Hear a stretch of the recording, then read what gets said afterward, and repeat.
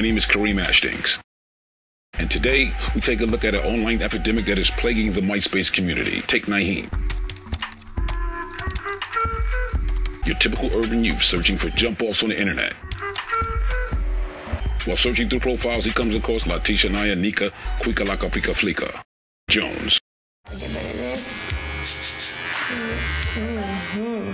I don't know why black people name their kids that type of shit.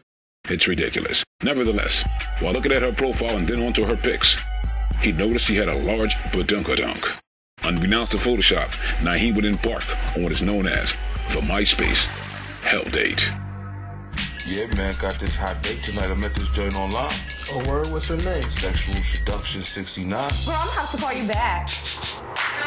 My man's coming over tonight, girl. That's an ugly bitch. Yes. The hair under the chin. I don't think he's gonna like that tonight.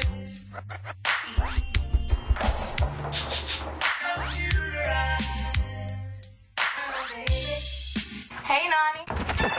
Nigga, don't get fucked up. Ugly bitch, get this.